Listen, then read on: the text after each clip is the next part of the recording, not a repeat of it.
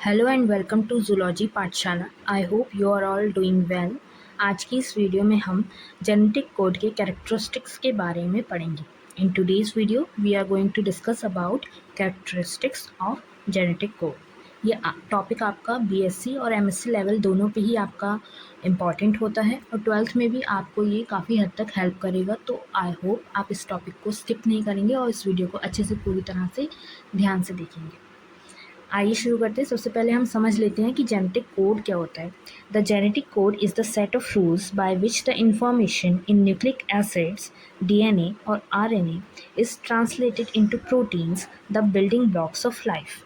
वो क्या कह रहे हैं, जो जेनेटिक कोड होता है वो एक ऐसा सेट होता है रूल्स का जिससे हमारी जो इन्फॉर्मेशन है न्यूक्लिक एसिड्स में, जो हमारी इन्फॉर्मेशन स्टोर्ड है वो हमारी ट्रांसलेट की जाती है प्रोटीन्स के अंदर, जो कि हमारे बिल्डिंग ब्लॉक्स होते हैं लाइफ के। ठीक है, अब न्यूक्लिक एसिड्स क्या क्या हो गए यहाँ पे, हमारा डीएनए हो गया और आरएनए हो गया। ठीक है, उससे ट्रांसलेशन का प्रोसेस हुआ और उससे हमारे प्रोटीन्स जो हैं वो फॉर्म हुए। अब क्या कह रहे हैं वो, each gene is composed of a specific sequence of nitrogenous bases. जो जीन्स होते हैं वो हमारे किस चीज़ से बने होते हैं, किस चीज़ से कंपोज्ड होते हैं, एक स्पेसिफिक सीक्वेंस से। ठीक है, जो नाइट्रोजिनस बेसिस से मिलकर के बना होता है। अब ये नाइट्रोजिनस बेसिस जो हैं वो हमारे डीएनए में और आरएनए में अलग अलग होते हैं। आई होप आपको ये पता होगा। डीएनए में हमारे क्या क्या होते हैं, एडेनिन, थायमिन, साइटोसिन और ग्वानिन। और आरएनए में हमारा थायमिन की जगह पे यूरेसिल होता है, मतलब कि एडेनिन, यूरेसिल, साइटोसिन और ग्वानिन। ठीक है, तो ये जो जेनेटिक कोड्स होते हैं ये क्या करते हैं, ये हमारे सेल को हेल्प करेंगे कि हम उस सीक्वेंस को कैसे रीड करें जिससे कि हम प्रोटीन को सिंथेसाइज कर सकें। ठीक है, अब ये जो नाइट्रोजनस बेसिस हैं ये हमारे जेनेटिक कोड बनाएंगे। ठीक है, और वो जेनेटिक कोड जो है प्रोटीन सिंथेसिस में हमारे सेल की मदद करेगा उनको सीक्वेंसेस को रीड करने में। ठीक है, अगर हम इस जेनेटिक कोड का चार्ट बनाना सीखना चाहें तो ये बहुत ईजी है। अगर आप थोड़ा सा ध्यान लगा करके इसको समझेंगे तो आपको यहाँ पे ये चार्ट दिख रहा होगा। इसको बनाना बिल्कुल आसान है। देखो, सबसे पहले आपको क्या करना है, ये हमारे फर्स्ट लेटर हमने यहाँ रखे हैं, हमारा यूरेसिल, साइटोसिन, एडेनिन और ग्वानिन आ गया। ठीक है, और फिर हमने सेकेंड लेटर भी सेम वे में यहाँ पे रख दिए, यूरेसिल, साइटोसिन, एडेनिन और ग्वानिन।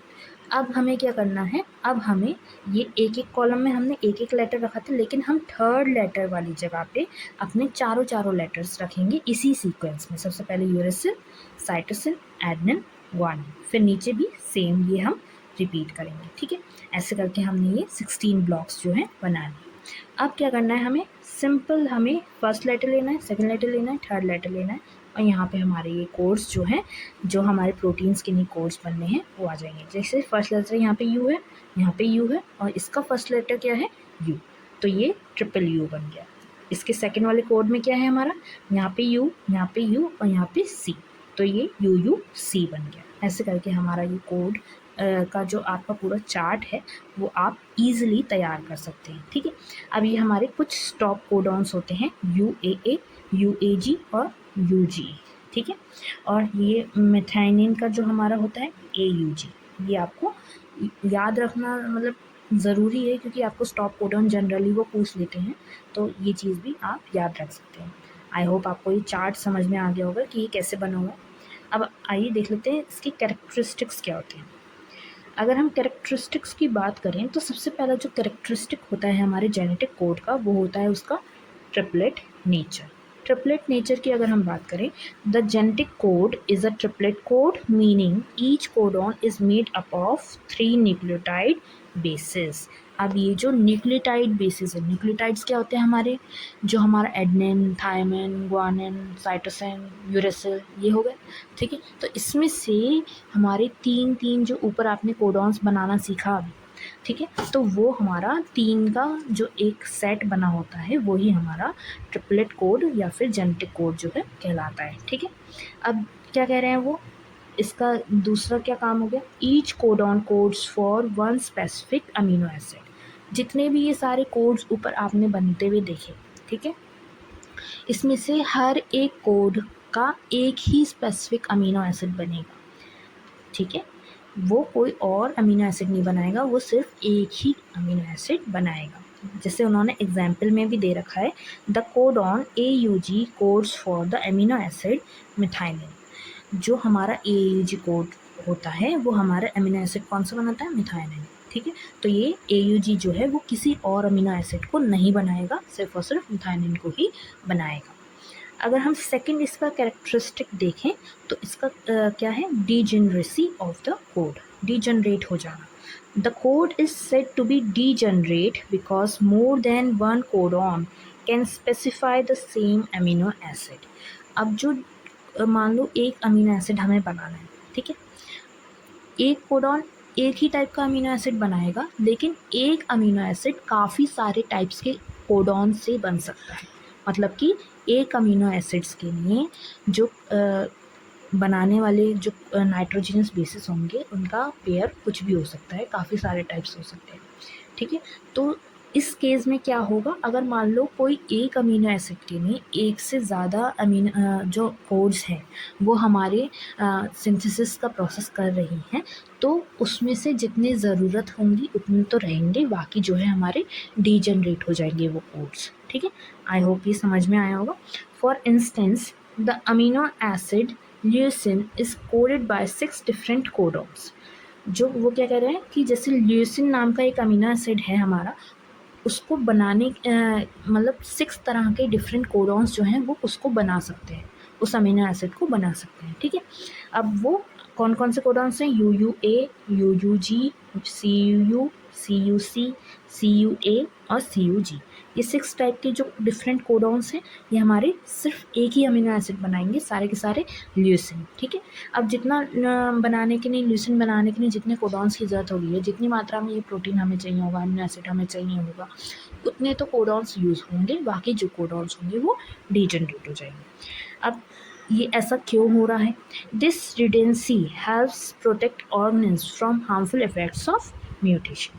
अब ये जो इसकी ये जो एबिलिटी है, ठीक है, ये जो इसकी क्षमता है डीजनरेट हो जाने की, इससे क्या होता है कि जो ऑर्गेनिज्म है वो किसी भी टाइप के हार्मफुल इफेक्ट से बचा रहता है, म्यूटेशन के कारण जो होने होते हैं।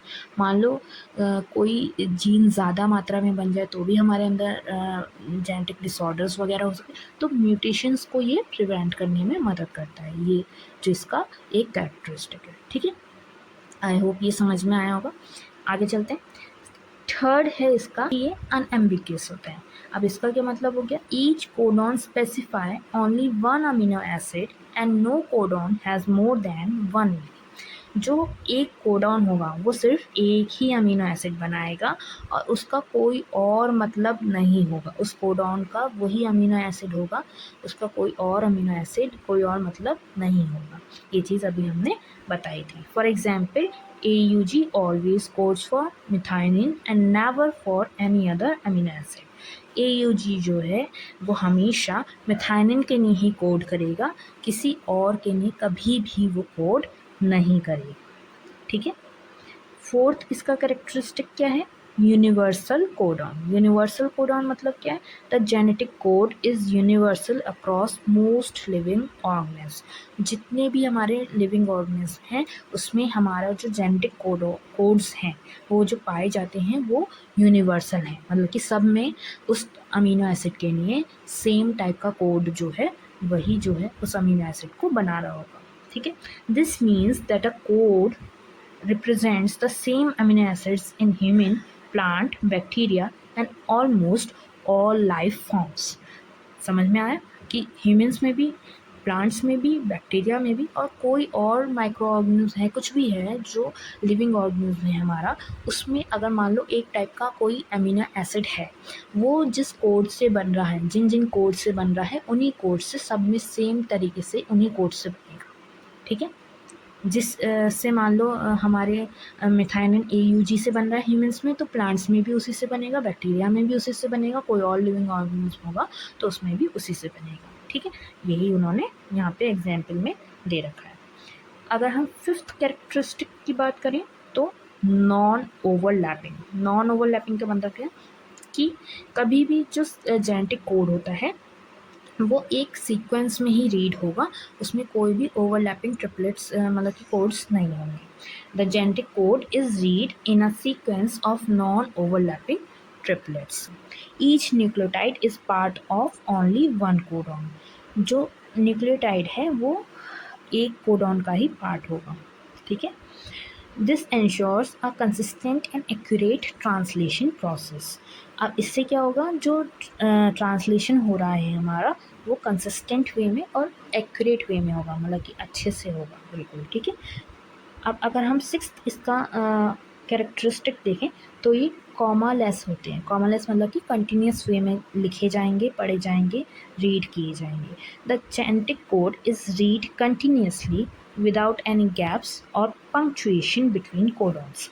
जैसे कि मान लो AUG आया हमारा, तो हम इसे ऐसे ही पढ़ेंगे AUG, ना कि A comma U comma G, ऐसे नहीं पढ़ेंगे, ठीक है। AUG हमारा ऐसे ही रीड किया जाएगा। और जो सिंथेसिस होगा हमारे प्रोटीन का, तो उसमें भी ये कंटिन्यूसली ही रीड किया जाएगा, ठीक है। Once the reading starts at the start codon, the ribosome moves along the mRNA reading 3 bases at a time without skipping। आपने सेंट्रल डॉग्मा वाला जो है कि पूरा प्रोसेस पढ़ा होगा, ठीक है। तो उसमें क्या होता है, जब हमारा mRNA होता है, ठीक है, जो हमारा राइबोसोम और mRNA जो टेम्पलेट स्ट्रैंड से हमारा एक न्यू स्ट्रैंड बना रहे होते हैं या पॉलीपेप्टाइड चेन बना रहे होते हैं, PCR रिएक्शन वगैरह होगी, तो उसमें क्या होता है, जो हमारे रीडिंग जब होगी उसमें, तो वो स्टार्ट कोडॉन होता है, वहाँ से स्टार्ट होगी और 3 बेसिस को एक साथ पढ़ते हुए। 3 बेसिस मतलब कि जैसे मान लो AUG आ रहा है तो इन तीनों को पढ़ा उन्होंने एक साथ, फिर दूसरे कोड को पढ़ा, एक साथ पढ़ते हुए बिना स्किप कर रहे 3 बेसिस को ही एक साथ पढ़ेंगे, ठीक है। ये हमारा कंटिन्यूस वे में इनका हो गया। अब स्टार्ट कोडॉन आया, इसमें स्टार्ट कोडॉन क्या होता है, ठीक है। अगर हम स्टार्ट कोडॉन की बात करें तो the start codon is AUG। सबसे पहला हमारा स्टार्ट कोडॉन क्या है, AUG, which not only codes for methionine but also signals the start of translation. अब ये AUG ऐसा कोड है जो स्टार्ट कोडॉन भी है और मिथाइनिन के लिए भी कोड करेगा, ठीक है। और ये क्या काम करेगा, ये हमारा ट्रांसलेशन का प्रोसेस को स्टार्ट करवाने का सिग्नल करेगा, ठीक है। इसके कोड के जगह से ही हमारा जो है ट्रांसलेशन का प्रोसेस जो है स्टार्ट होगा। It tells the ribosome where to begin synthesising the protein. मतलब कि ये राइबोसोम को बताता है कि कहाँ से प्रोटीन का सिंथेसिस जो है स्टार्ट करना है, ठीक है। स्टार्ट कोडॉन याद हो गया, AUG याद हो गया, तो वो किसके लिए है, मिथाइलिन के लिए, ये आपको याद रखना है, ठीक है। अब 8th क्या है हमारा कि स्टॉप कोडॉन। भाई कोई स्टार्ट कर रहा है तो कोई स्टॉप भी तो करेगा, कोई टर्मिनेट भी तो करेगा उस प्रोसेस को, या लगातार वो चलता ही रहेगा, नहीं। तो स्टॉप कोडॉन्स भी होते हैं। अब स्टॉप कोडॉन्स अभी आपने चार्ट में मैंने आपको दिखाए थे, 3 स्टॉप कोडॉन्स होते हैं, UAA, UAG एंड UGA। ये तीनों ही अगर सीक्वेंसेस आएंगे तो वहाँ पे ट्रांसलेशन का प्रोसेस टर्मिनेट हो जाएगा, स्टॉप हो जाएगा, ठीक है।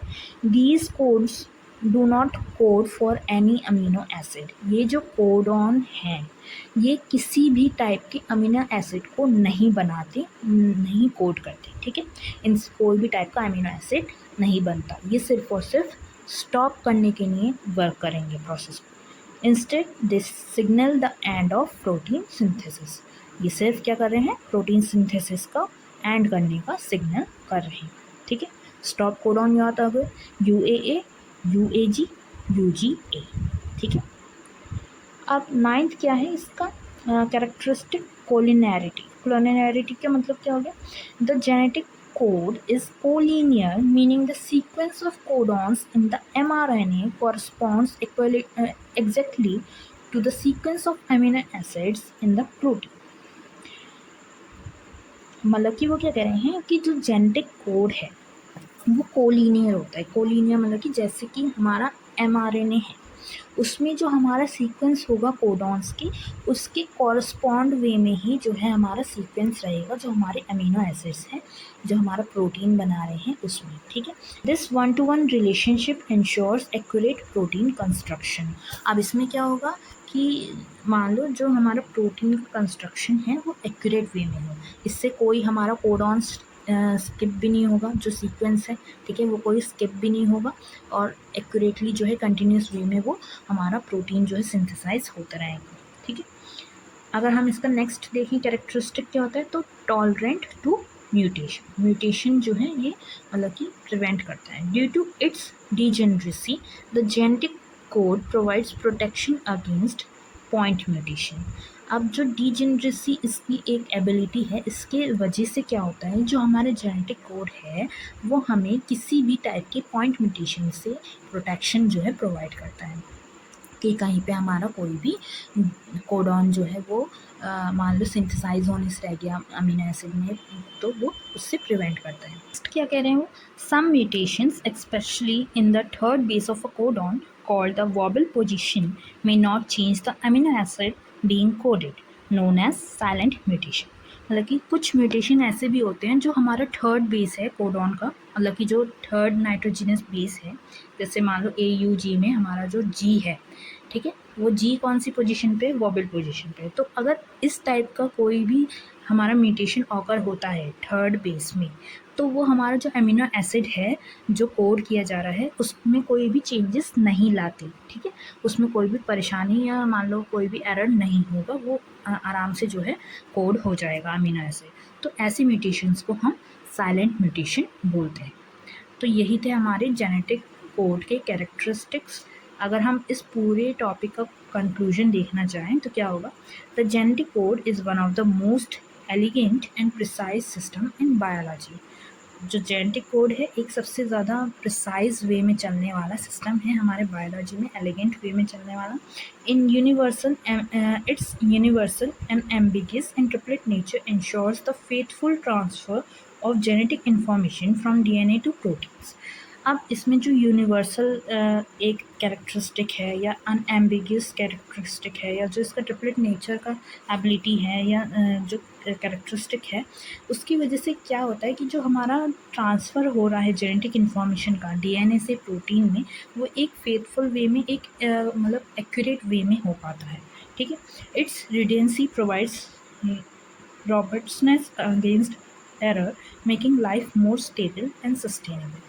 अब इसकी जो ये डीजनरेट होने की पावर जो है, एबिलिटी जो है, इससे क्या हुआ है, जो भी एरर्स वगैरह आ सकते हैं या म्यूटेशंस वगैरह आ सकते हैं, वो उससे हमें प्रिवेंशन मिलता है, हम उससे प्रोटेक्टेड रहते हैं और हमारा जो लाइफ है वो एक मोर स्टेबल और मोर सस्टेनेबल वे में जो है चल पाती है हमारी जो पूरा सिस्टम है, लाइफ सिस्टम, ठीक है। तो यही था हमारा आज का टॉपिक, जेनेटिक कोड्स के कैरेक्टरिस्टिक्स। अगर आपको ये टॉपिक अच्छा लगा हो, आपको ये वीडियो पसंद आई हो, तो आप मुझे सब्सक्राइब करना ना भूलिएगा ज़ूलॉजी पाठशाला, और इस वीडियो को लाइक करना ना भूलिएगा। ऐसे ही और भी BSc MSc लेवल के और 12th 11th लेवल के जो टॉपिक्स हैं मैं कवर करती रहती हूँ अपने वीडियोस में। तो अगर आपको किसी भी टॉपिक के नोट्स चाहिए तो आप मुझे कमेंट करके भी बता सकते हैं, मैं उस पर आपके लिए वीडियो अपलोड ज़रूर करूँगी। तब तक के लिए स्टे ट्यून्ड, बाय बाय।